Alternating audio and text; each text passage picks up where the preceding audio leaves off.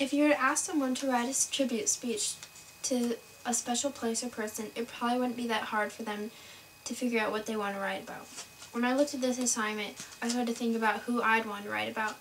Then I realized, how could I write about just one person when I have a whole group of special people that I'd rather talk about?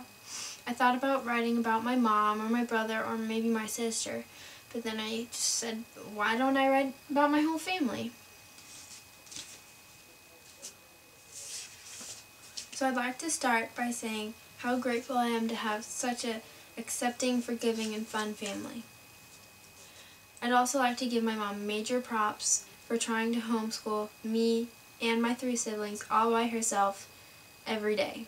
I know it wasn't easy. I know I didn't make it easy. I remember times sneaking off to take little cat naps and sit on the heater vents. I'm sure she much rather would have been out shopping or with her friends than to be home with all of her kids every day. Since I was young, my family has revolved around soccer. My dad coached me and my brother, and I even got to play on my brother's team for a while. After my dad stopped coaching us, me and my brother have continued to play, and my parents have continued to come to our games and support us. It gives me a little bit of an extra boost when I see my family out in the stands. I love supporting my siblings, so I try to go to as many of my brother's track meets and soccer games and my sister's swim things that I can. My dad has gone through some really hard times trying to support my family. I'm so grateful that he never gave up and that he's still striving to be as best as he can. Me and my siblings are super close, closer than I think normal siblings are. I'm not sure if it's just because we're just such great kids, or if it's because we were forced to be around each other 24/7 when we were homeschooled and lived in the country.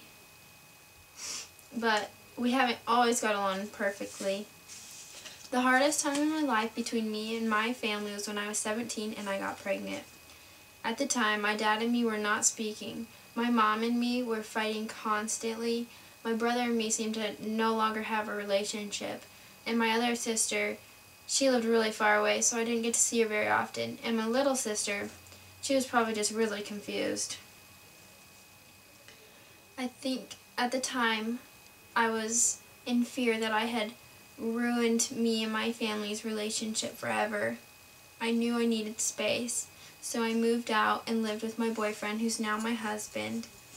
Luckily, that's the only thing my family and me really needed. We slowly started to mend all the relationships. I hang out with my family now on a weekly basis. Some people probably think it's pretty weird, but I know now that if my friends walk out on me, it's okay because my real best friends are my family. The days I really look forward to are the days where I know me and my whole family are going to spend the day together. We laugh and play games and talk, and there's no drama. It's pretty fun. I can't thank them enough for all the support they give me. They're the perfect balance between fun, keeping each other in check, and trying to keep each other on a good path.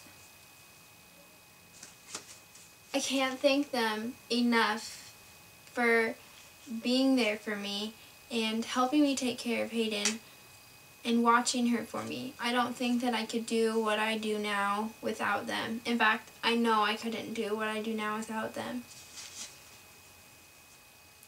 We're not perfect, but we do got each other's backs.